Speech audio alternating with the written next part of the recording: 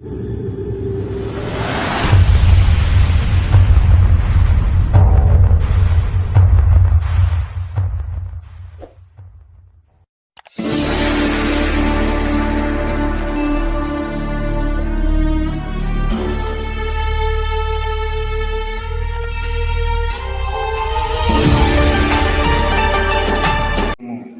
జీవితాలకు కావలసిన ఆదరణను ఇచ్చి మమ్మల్ని ఆరోగ్యవంతులుగా ఉంచి నీ సన్నిధిలో మిమ్మల్ని ఈ విధముగా స్తుతించి మహిమపరిచే గొప్ప భాగ్యాన్ని మాకు ఇచ్చిన నీ పాదాలకు వందనాలు తెలియజేసుకుంటూ, మరి వింటున్న కొద్ది విషయాలు నా తండ్రి మేము ఆలోచించి చేస్తుండగా మాతో మీరుండి ఈ మాటల ద్వారా తండ్రి మేము బలపడి దేవా మీ నామానికి ఘనత తెచ్చేవాడుగా బ్రతకటానికి సాయం చేయమని, నీ ఆత్మ సహాయాన్ని కూడా మాకు అనుగ్రహించి బలపరచమని వింటున్న మీ పిల్లలకు చెబుతున్న నాకు సమయోచితమైన జ్ఞానము మీ యొక్క ఆత్మ సహాయమును అనుగ్రహించమని కోరుకుంటూ క్రీస్తు పేరటి ప్రార్థనను వేడుకుంటున్నాము కన్న తండ్రి.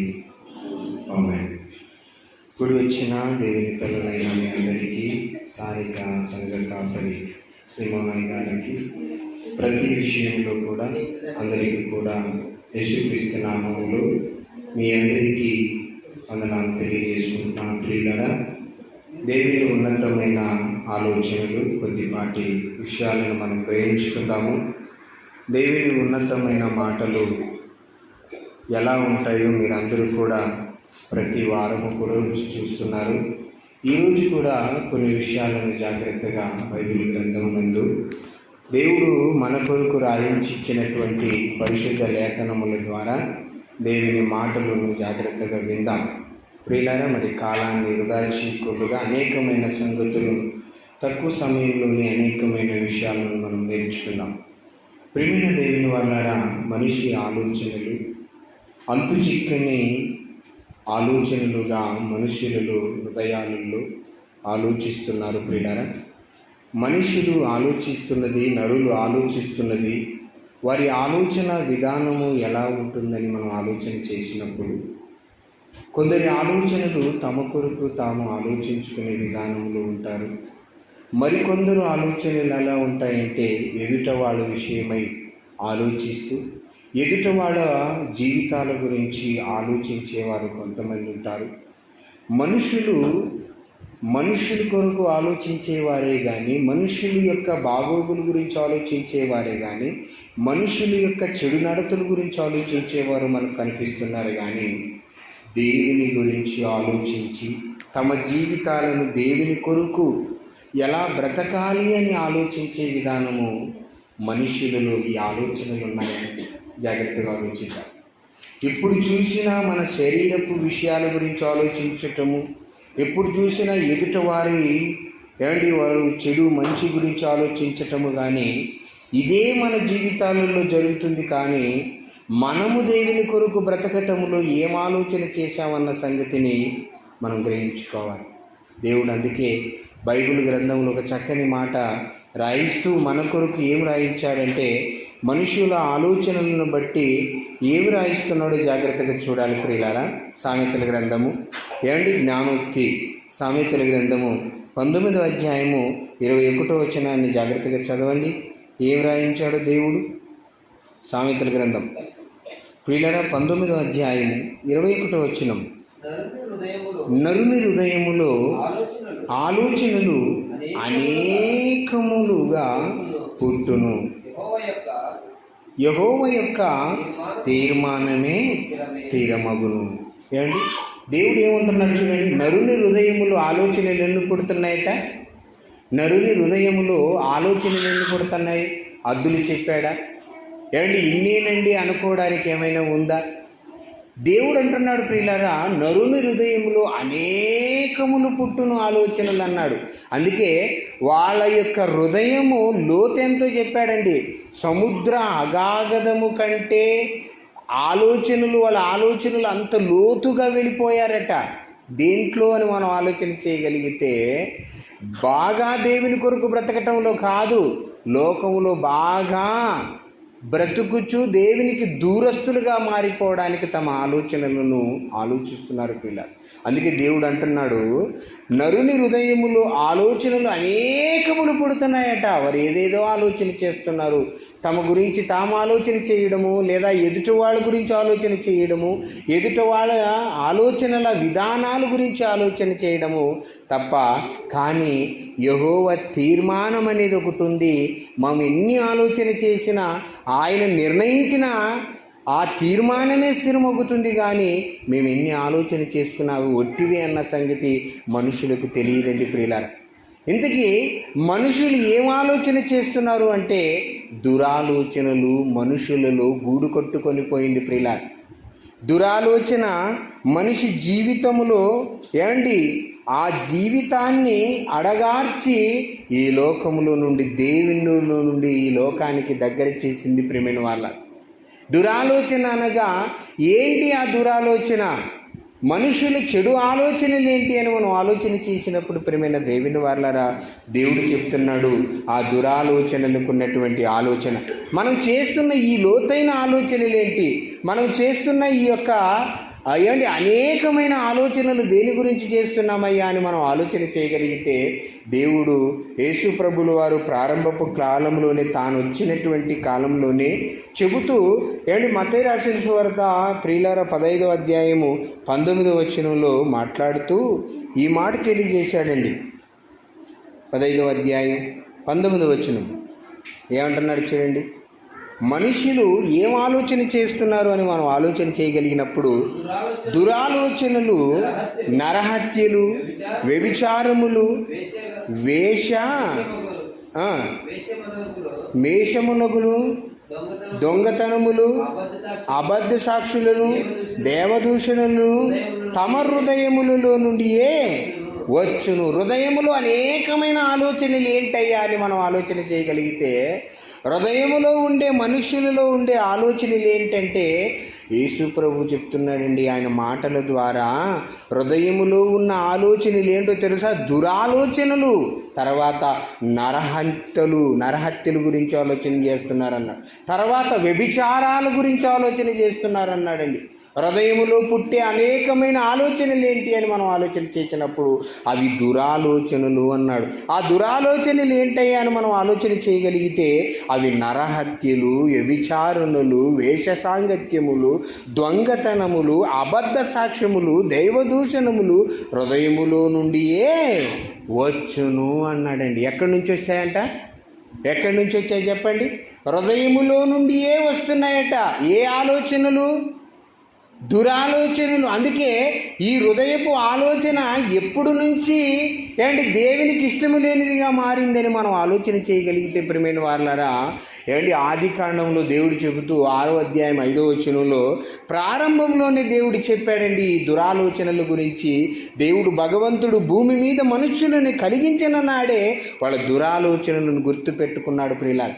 దురాలోచనలను అన్నిటిని కూడా తాను తెలుసుకోవాలని ఆలోచించినప్పుడు దేవుడు తెలుసుకున్న తర్వాత బాధపడ్డాడండి ఆ ఆలోచనలు. చూడండి ఏమంటున్నాడు 6వ అధ్యాయం 5వ వచనం, జాగ్రత్త చూడండి. 6వ అధ్యాయం 5వ వచనం ఆది కాండము ప్రియులారా, 6వ అధ్యాయం ఆది కాండము. నరుల చెడుతనమును భూమి మీద గొప్పదనియు వారి హృదయము యొక్క, బాగా వినాలి ఇక్కడ అంటున్నాడు, నరుల చెడుతనమును భూమి మీద గొప్పదనియు వారి హృదయముల యొక్క తలంపులలో ఊహ అంతయు ఎల్లప్పుడూ కేవలము చెడ్డదని యెహోవా చూచి. ఎవరు చూచారండి? యెహోవా చూచాడట, దేవుడు చూచాడట. ఏ ఆలోచనలు? నరుల హృదయములో ఏ ఆలోచనలు ఉన్నాయని ఇందాక మనం చెప్పుకున్నాము.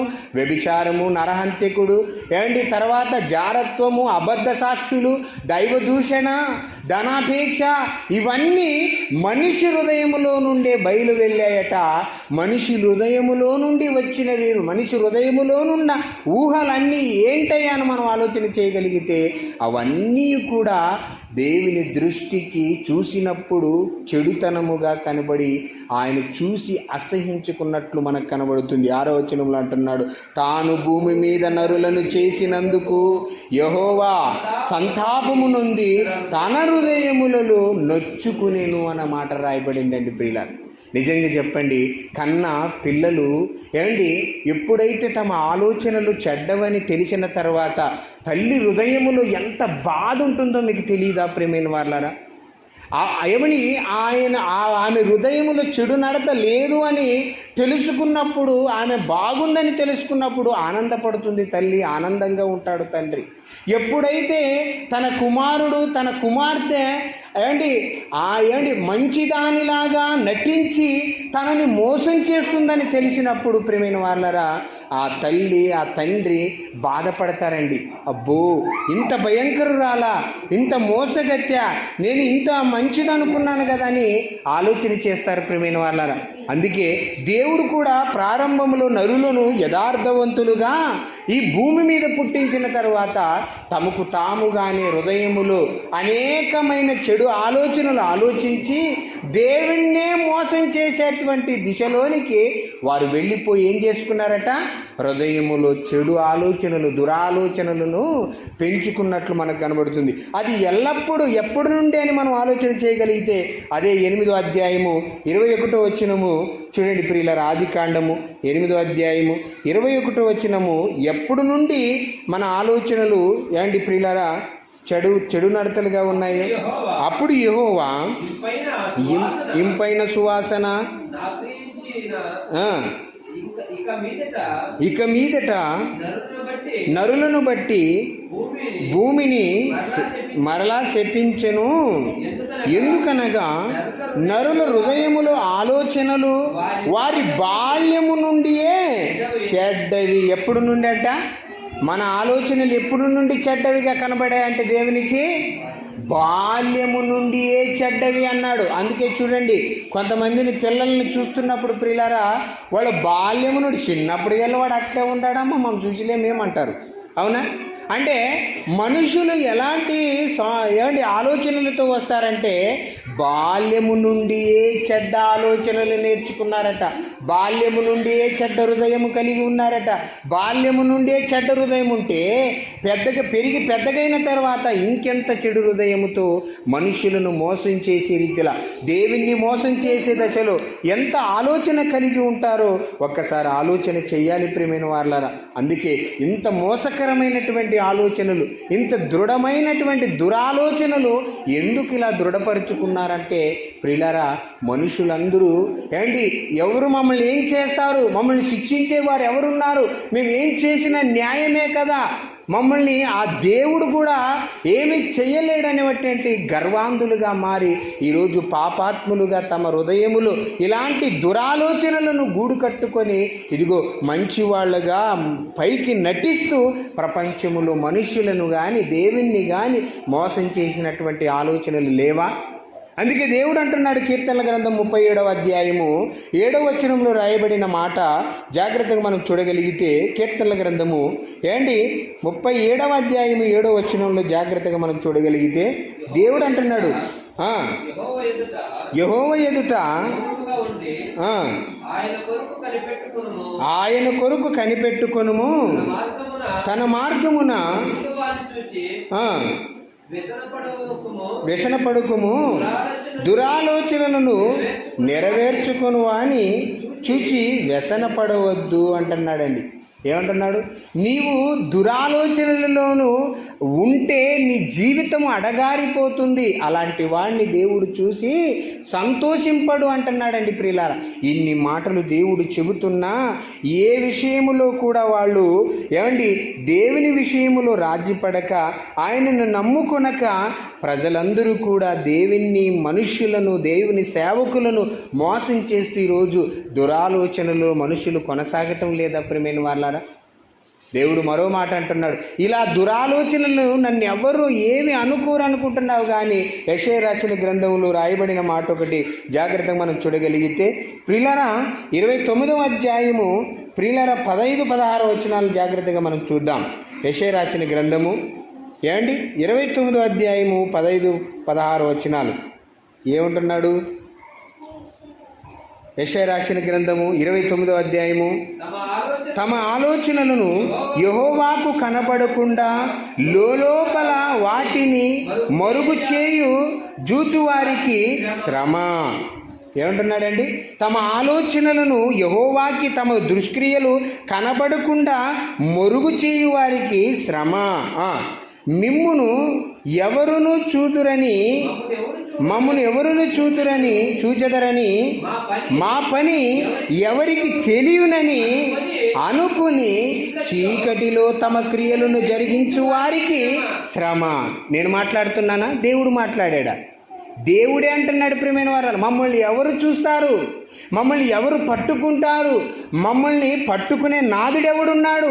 మమ్మల్ని ప్రశ్నించేవాడెవడున్నాడు? అందరూ పాపం చేసిన వాళ్ళే కదా, అందరూ దురాలోచన చేసిన వాళ్ళే కదా, మా ఎదుట ఉన్న వాళ్ళందరూ పాపాత్ములే కదా, మేము పాపము చేసినంత మాత్రాన మమ్మల్ని నిలదీసేవాడెవడని గర్వాంధులుగా ఈరోజు మనం మాట్లాడుకోవటం లేదా ప్రియమైన వాళ్ళారా? అందుకే దేవుడు మొదటే ఈ మాట రాయించాడు. ఏమని రాయించాడు? ఏమని చెప్తున్నాడు? తమ ఆలోచనలు యెహోవాకు కనబడకుండగా లోపల వాటిని మరుగు చేయి జూచువారులారా, అది మీకు శ్రమ. ఎన్ని దినాలు మీరు దాన్ని మరుగు చేసుకొని పాపాన్ని మీరు కొనసాగిస్తారో మీకే ప్రమాదం తప్పితే, ఏమండి మీకే కీడు తప్పితే అది ఎవరికి అన్యాయము కాదు, మీకే అన్యాయం అంటున్నాడు. తర్వాత మా పని ఎవరికి తెలియను అనుకుని చీకటిలో తమ క్రియలను జరిగించువారు వారికి శ్రమ. చూసారా? శ్రమ. తర్వాత అంటున్నాడు కిందికి, అయ్యో మీరెంత మూర్ఖులు, కుమ్మరికిని మంటికిని భేదము లేదని ఎంచదగునా. ఒరే, మీ రూపాన్ని చేసినవాడు, మీ శరీరాన్ని చేసినవాడు, ఏమండి మీ గురించి ఆయనకి తెలియదా? కుండ గురించి కుమ్మరికి తెలియదా ప్రియులారా? ఈ కుండ ఎన్ని రోజులు వస్తుంది, ఈ కుండ ఎంత గట్టిగా ఉంది, కాల్చినవాడు ఆయనే కదా, రూపించినవాడు ఆయనే కదా. మనం ఎన్ని ఆలోచనలు చేసినా కూడా దేవుణ్ణి విడిచిపెట్టి మనం ముందరికి వెళ్ళలేమండి ప్రియమైన దేవుని వల్ల. ఆయనకి తెలియకుండా ఏ రహస్య కార్యమైనా, ఏ అబద్ధమైనా మనం ఏమి మాట్లాడినా కూడా ఆయన సన్నిధిని మొదటే చేరుతుందని దేవుడు కీర్తనల గ్రంథంలో 139వ అధ్యాయము 1వ వచనంలో నుండి జాగ్రత్తగా మనకు తెలియచేస్తున్నాడు. ఏమని తెలియచేస్తున్నాడు? కీర్తనల గ్రంథము ప్రియులారా 139వ అధ్యాయము 1వ వచనం జాగ్రత్తగా చూడండి. కీర్తనల గ్రంథము 139వ అధ్యాయము. ప్రియమైన దేవుని వాళ్ళరా, 1వ వచనం నుండి కొన్ని వచనాలు జాగ్రత్తగా చూడగలుగుదాం. యెహోవా నీవు నన్ను పరిశోధించి తెలుసుకొని ఉన్నావు. నేను కూర్చుండుట, నేను లేచుట నీకు తెలియను. నాకు తలంపు పుట్టక మునుపు నీవు నా మనస్సును గ్రహించి ఉన్నావు. ఏమన్నాడండి? మనము కూర్చునేది ఆయనకు తెలిసిపోతుందట, మనము లేచింది ఆయనకు తెలిసిపోతుందట, మనము మనం ఆలోచించక మునుపే ఆయన సన్నిధికి ఆయన గ్రహిస్తాడట ప్రియులారా. మనలో ఏ ఆలోచన, ఏ దురాలోచన మన మనసులోనికి వస్తుందో అది మన తలంపులలోనికి రాకమునుపే అది ఎక్కడికి చేరుతుందట ప్రియులారా? దేవుని సన్నిధికి చేరుతుందట. అందుకే చెప్తున్నాడు, నా తలంపునకు రాకమునుపే నీవు నా మనస్సును గ్రహించి ఉన్నావు, నా నడకను నా పడకను నీవు పరిశీలన చేసి ఉన్నావు. బాగా వినండి. తర్వాత నా చర్యలన్నిటినీ నువ్వు బాగుగా తెలుసుకొని ఉన్నావు. యెహోవా నా నాలుకకు మాట రాకమునుపే అది నీకు పూర్తిగా తెలిసే ఉన్నది.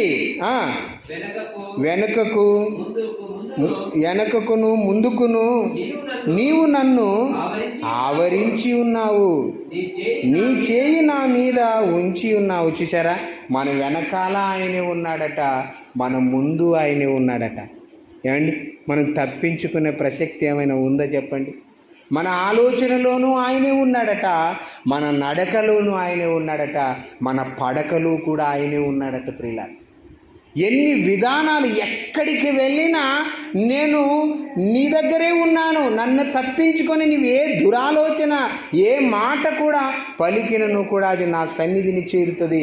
నేను కళ్ళారా నిన్ను చూస్తున్నాను అంటున్నాడు ప్రియులారా. మనం తప్పించుకునే అవకాశం ఉందా?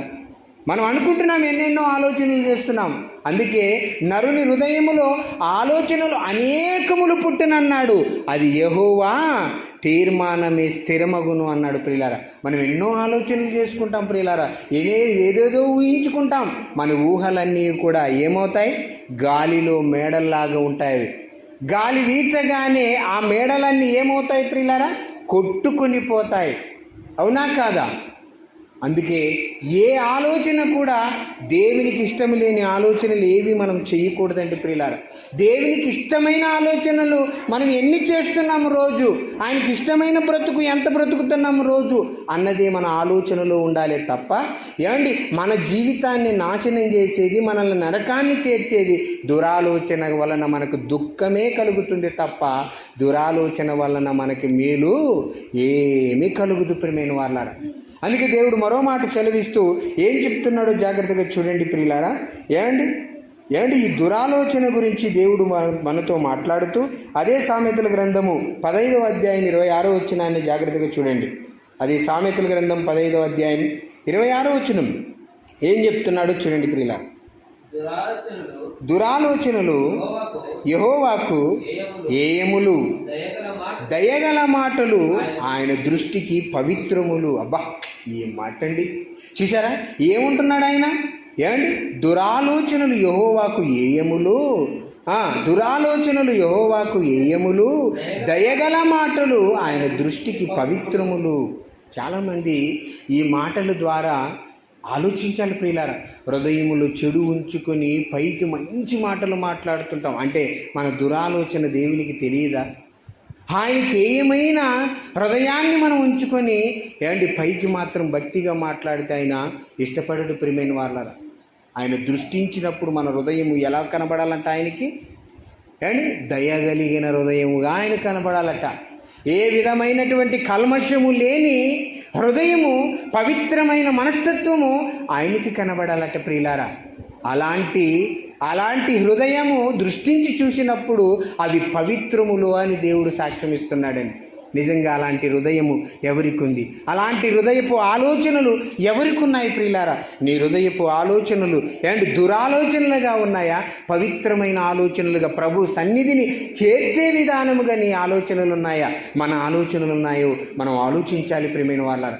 ఒకవేళ అపవిత్రమైన ఆలోచనలు ఒకవేళ మనం చేసినట్లయితే, దుర్మార్గపు ఆలోచనలు మనం చేసినట్లయితే వాటి వలన ఖచ్చితంగా మనకు రావలసిన శిక్ష ఆయన అమలుపరుస్తానని చెబుతున్నాడు. జాగ్రత్తగా ఆ మాట చూసుకొని మనం ముగించుకోవడానికి ప్రయత్నం చేద్దాం. కొరింథీయులకు రాసిన మొదటి పత్రిక 4వ అధ్యాయం 5వ వచనాన్ని జాగ్రత్తగా చూడండి.